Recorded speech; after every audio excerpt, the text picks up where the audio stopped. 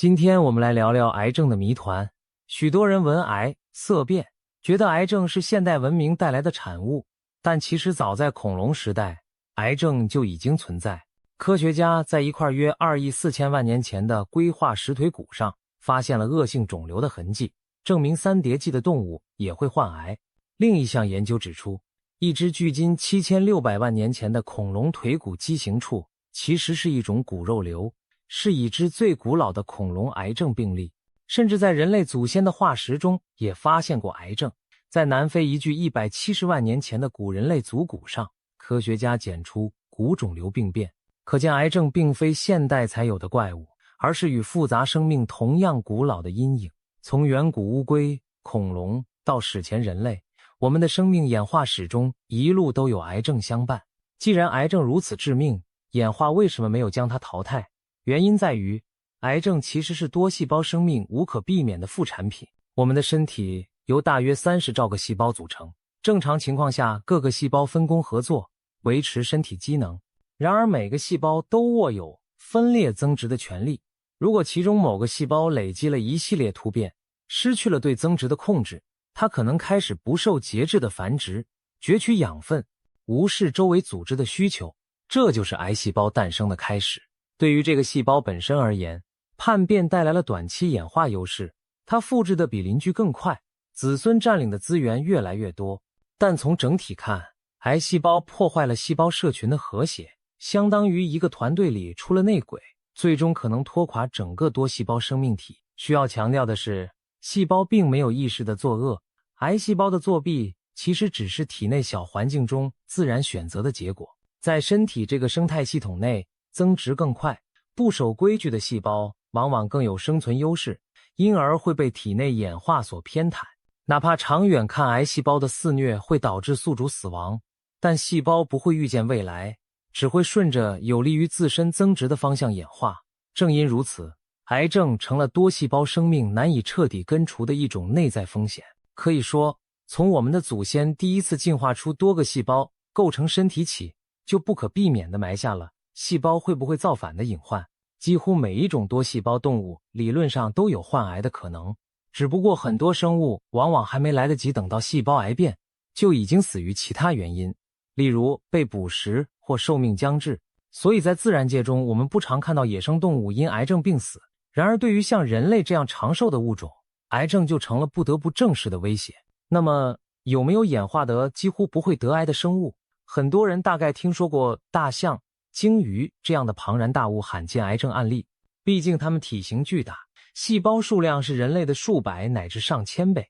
按理说每个细胞都有机会随时叛变，它们岂不是全身上下都应该长满肿瘤？但事实刚好相反，人类的癌症发病率反而比某些大动物高。英国科学家理查德·佩托在1977年就注意到这种现象，提出了一个疑问：为何大象和鲸鱼并没有比人类更容易罹患癌症？这被称为佩托悖论。在物种间比较，癌症风险与身体的细胞总数并不成正比。佩托悖论的答案藏在演化对不同物种的权衡取舍之中。大型而长寿的动物往往演化出更强大的癌症防御机制，以对抗漫长生命中累积的潜在变异。相反，体型小、繁殖快的动物倾向于将精力投入快速传宗接代，对癌症的预防相对节俭。例如，非洲大象平均体重数吨以上，寿命可达60-70年，但很少罹患癌症。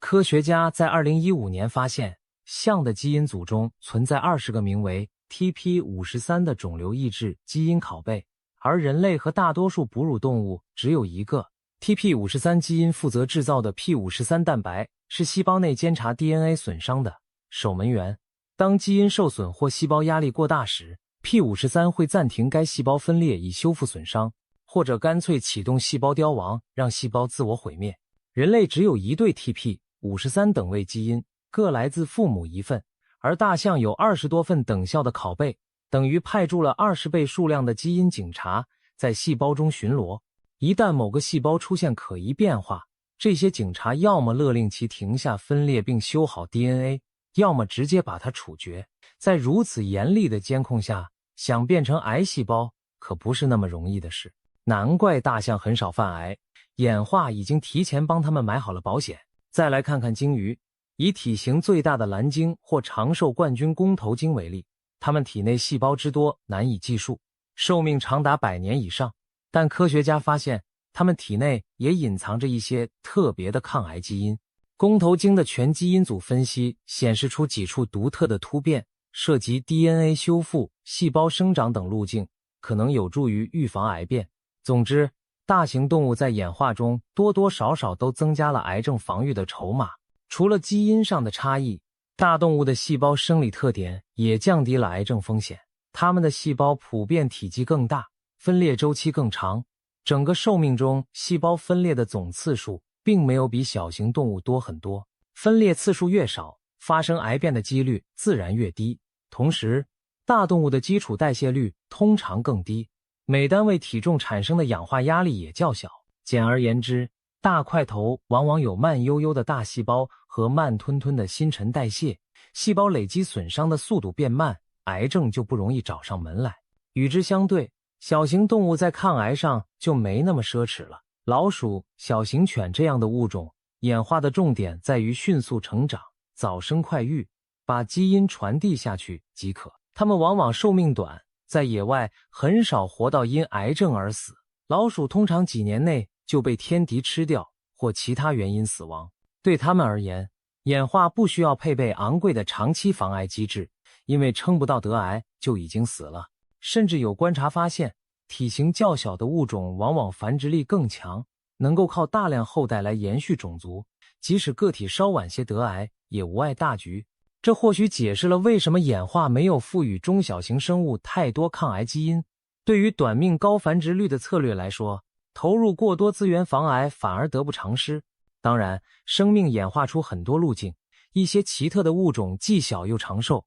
它们也找到自己的防癌办法。比如生活在非洲地下的裸眼鼠，寿命可达30年，比一般老鼠长10倍，而且几乎从未观察到裸眼鼠患癌。研究发现，裸眼鼠细胞会分泌一种特殊的高分子透明质酸，让细胞之间保持异常紧密而有序的排列。一旦有细胞增生超出常态，这种物质就会触发机制，阻止肿瘤形成。还有裸眼鼠的近亲盲眼鼠，科学家发现它体内细胞如果出现异常增殖苗头，会大量分泌干扰素贝塔，引发周围细胞集体死亡，把潜在的肿瘤扼杀在萌芽状态。可见不同物种各自演化出了抑制癌症的独门秘方。演化就像一场军备竞赛，长寿大型生物需要更严密的内部警察来维持细胞社会秩序，而短命小型生物则选择赛跑般的人生，不给癌症太多出场的机会。值得一提的是，科学家曾经尝试将小鼠的抗癌能力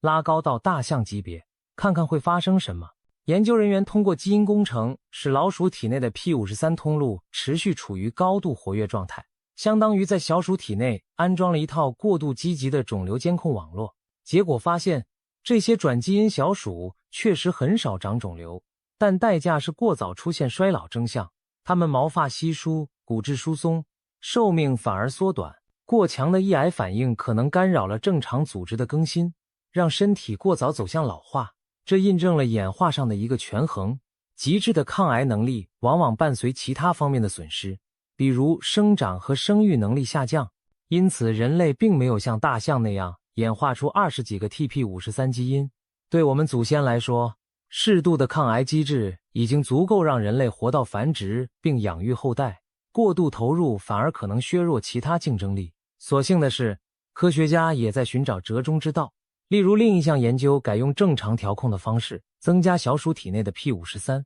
结果既提升了抗癌性，又没出现明显早衰。这提示我们未来或许能学会巧妙地增强抗癌防线，同时避开两败俱伤的副作用。然而，即使演化给了我们不少防线，一旦癌症真的发生，肿瘤本身也会在体内继续演化，变得越来越难对付。癌细胞并非静止不变的目标，而是一群会快速适应环境的变异体，它们在体内疯狂繁殖的同时，还不断产生新的突变。结果就是一个几立方毫米大小的肿瘤，其实由形形色色的细胞亚族群构成，每个亚族群可能携带不同的突变组合，具有不同的特性。这就像肿瘤里住着一个细胞部落，部落成员之间也在竞争，增殖最快的、最耐缺氧的、能夺免疫系统的细胞占据优势，繁衍出更多子孙，而相对弱势的细胞被淘汰。体内的达尔文淘汰赛就这样让肿瘤逐渐朝着更具侵略性的方向发展。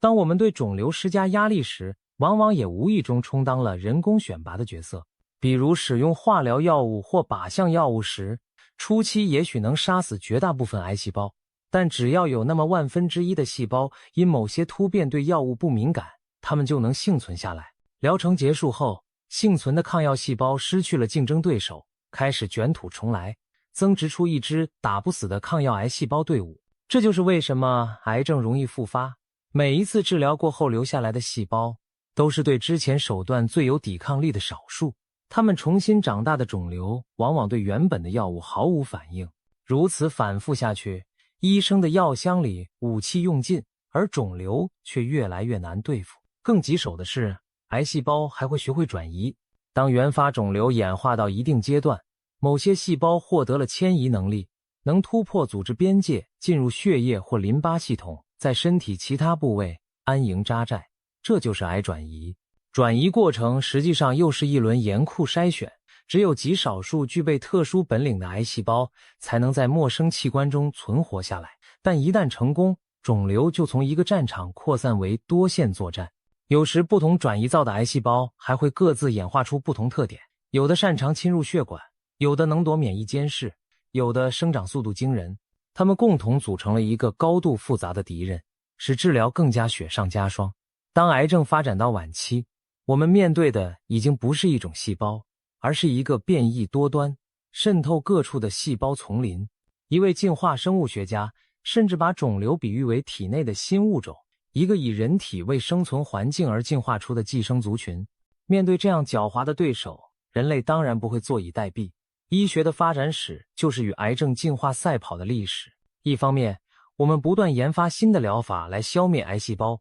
另一方面，也开始反思以往的策略。有人提出，也许我们不需要斩草除根，噬地杀光每一个癌细胞，那样反而容易诱发更抗药的变种。不如换个思路，将癌症控制在一个可管理的范围，让它带着弱势的敏感细胞与我们和平共处，反而抑制那些蠢蠢欲动的顽强分子。这种理念被称为适应性治疗，核心是利用演化规则来牵制癌细胞，而非激发出更糟糕的对手。简单说，就是与虎谋皮，不把癌细胞赶尽杀绝，而是限制其壮大的资源，让易对付的癌细胞保持优势，防止耐药怪物上位。当然，这种疗法目前还在探索中，但随着我们对癌症生态的理解加深，未来或许真能将其变成一种慢性可控的疾病。讲了这么多癌症的凶险，接下来让我们换个角度，看看癌细胞曾带给人类的意想不到的帮助。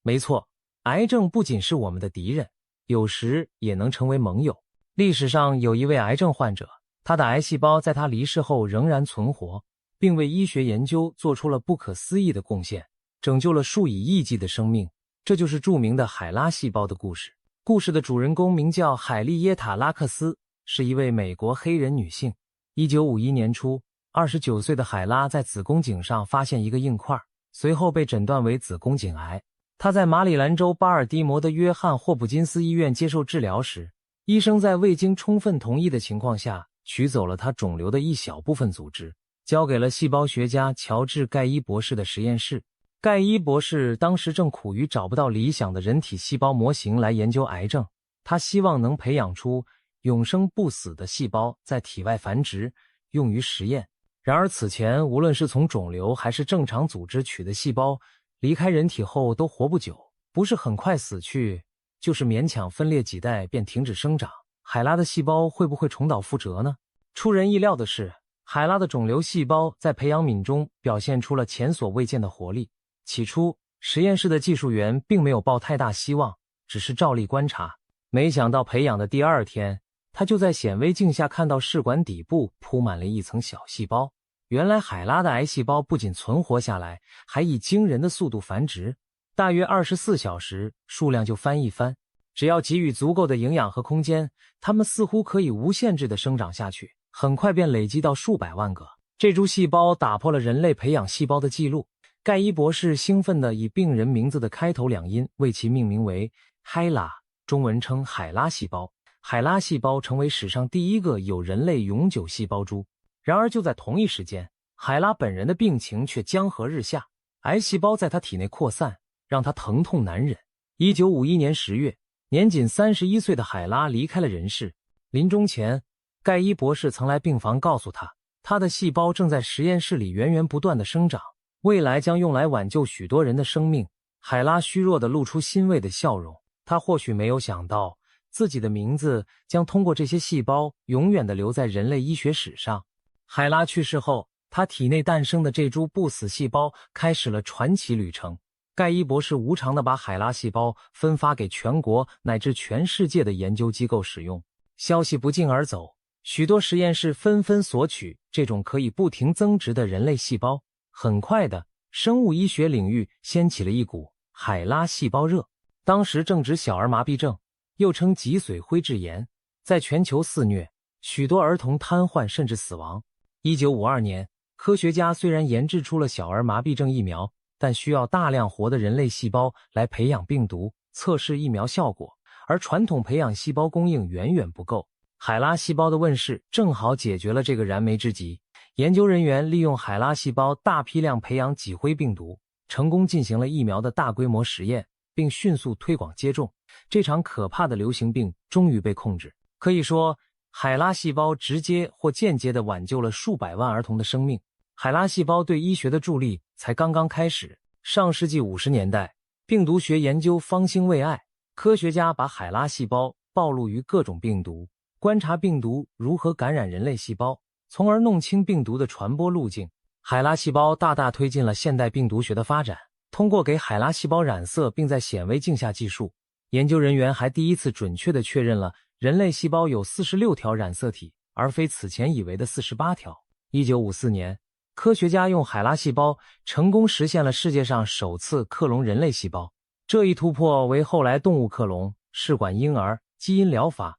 干细胞研究等尖端科技奠定了重要基础。到了60年代，海拉细胞已经无处不在，成为生物医学实验室中的标配工具。美国和苏联甚至各自把海拉细胞送上了卫星，研究失重环境对细胞增殖的影响。科学家将海拉细胞与其他细胞融合，制造出了单克隆抗体雏形。后来研发出治疗癌症的药物，如曲妥珠、单抗等。进入21世纪，有统计显示，与海拉细胞相关的科学论文已发表了超过7万篇，至少有5项诺贝尔奖的科研成果依赖于海拉细胞，包括发现导致子宫颈癌的 HPV 病毒，以及发现用于生物成像的绿色荧光蛋白等重大突破。海拉细胞不仅促进了科研，还引发了生物技术的商业化浪潮。早在1950年代，以海拉细胞为起点，美国就成立了全球第一家工业化细胞培养中心，定期向研究者供应海拉细胞，收取费用。如今仍有生物科技公司销售各种海拉细胞产品，一管细胞价格从数百美元到上万美元不等。据估计，人类历史上培养出的所有海拉细胞加起来重量超过5000万吨，如果把它们首尾相连，总长度可以超过10万公里，几乎绕地球3圈。这真是令人瞠目结舌的奇观。而当初海拉女士本人身高只有1.5米出头，一位平凡女性体内的一颗癌细胞竟繁衍出如此庞大的细胞帝国，并为人类医学带来了无法估量的价值。然而，在海拉细胞造福世界的同时，背后也有值得深思的伦理问题。长期以来，公众只知道海拉细胞，却不知道海拉是谁，甚至连海拉的家人也毫不知情。他的子女直到他去世20多年后，才听说母亲的细胞还活着，并被广泛研究和贩售。更讽刺的是，海拉的孩子们因家境贫困，很多人连基本的医疗保障都没有。他们不禁愤慨，母亲的细胞既然救了那么多人，至少应该让她的名字和功劳被世人铭记。直到2010年，一本名为《永生的海拉》的畅销书出版，详述了海拉细胞的来龙去脉。海利耶塔拉克斯这个名字才终于为大众所知。之后，海拉的后人也陆续获得了一些补偿和荣誉。2021年，世界卫生组织追授海利耶塔拉克斯以奖章，表彰他对医学的无私贡献。今天，海拉细胞仍然在实验室中源源不断地繁殖着，而海拉的故事也提醒着我们，医学的每一项进步背后都有人付出了生命的代价，他的名字不该被遗忘。海拉细胞的传奇告诉我们，癌细胞并非只能带来毁灭，它也可以被人类利用，造福生命。除了海拉细胞之外，科学家其实还建立了许多其他永生细胞系，很多是直接从肿瘤中分离的癌细胞培养，有些则是用病毒或基因编辑技术使正常细胞发生类似癌变的改造，从而获得无限增殖的能力。这些永生化细胞被广泛应用于医药研发和生物制品生产。举例来说，现代的疫苗研发、药物筛选几乎都离不开细胞培养试验。借助于永生细胞，我们可以在体外快速测试药物对人类细胞的作用，大大加速了研发过程。生物制药领域中，有些治疗用的蛋白质，例如胰岛素、单克隆抗体，就是利用经过改造的细胞工厂批量生产的。可以说，我们借用了癌细胞失控增殖的特性，来满足人类对生物制剂的不断需求。在人与癌症的战争中，医生们甚至试图以癌治癌。比如，研究人员开发出一些溶瘤病毒，这种病毒可以选择性的感染并摧毁癌细胞，而不伤害正常细胞。已经有溶瘤病毒疗法用于治疗黑色素瘤等癌症，部分患者的肿瘤明显缩小，显示出病毒杀伤癌细胞的潜力。还有科学家研制所谓癌症疫苗，并非预防癌症的传统疫苗，而是针对已经患癌的病人，使用他们自身的肿瘤细胞来激发免疫系统攻击癌症。具体做法是提取患者的肿瘤细胞，经过放射处理将其杀死，同时利用基因工程让他们表达某些免疫刺激因子。这些处理过的癌细胞再注射回患者体内后，就如同带着全套敌军情报的尸体一样，引发免疫系统的强烈反应，去猎杀体内残余的活癌细胞。在小鼠实验中，这种个性化癌症疫苗让黑色素瘤肿瘤完全停止了生长，并且训练出免疫记忆，之后即使再次给小鼠接种肿瘤细胞，也不会患癌。这种方法有望应用于多种类型的癌症。未来或许有一天，治疗癌症就像接种疫苗一样简单，利用癌细胞自身作为诱饵，教会我们的免疫大军各个击破它们。更大胆的创想是，直接把癌细胞变成我们的治疗工具。2021年，有研究团队利用 CRISPR 基因编辑技术改造了活的癌细胞，让它们携带一种自杀开关和释放治疗分子的功能。这些改造过的癌细胞被送入同类肿瘤内部，能够在那里存活并释放出化学物质杀伤肿瘤，最后启动自身的自毁程序，避免失控。由于癌细胞天然擅长在肿瘤环境中生存和扩散，科学家巧妙地以毒攻毒，用驯化的癌细胞去引爆整座癌症堡垒。这听起来像科幻情节，但已经在实验鼠身上取得了令人惊艳的成果。或许将来我们能看到癌细胞猎杀癌细胞的疗法出现在医院里。除了治疗癌症本身，我们从癌细胞身上学到的知识还可能应用在抗衰老和再生医学上。前面提到，癌细胞能永生的秘密之一在于启动了端粒酶，不断修复染色体末端的端粒，避免了正常细胞因分裂次数过多而老化凋亡。这一发现让科学家开始思考，能否在受损或老化的人体细胞中暂时打开类似开关，让细胞恢复年轻并大量增殖，从而修复组织损伤。当然，最大的难题是如何防止这些细胞一去不复返地癌变。目前一些研究在动物身上取得了希望的结果，比如通过基因疗法适度延长细胞，端粒可以延寿，但稍有不慎就可能提高肿瘤风险。如何平衡这对矛盾，是未来生物医学要攻克的关键问题之一。不过可以肯定的是，癌症的机制与我们生命的机制其实是硬币的两面。了解如何让细胞不死不灭，我们就多了一分战胜衰老的筹码。同样，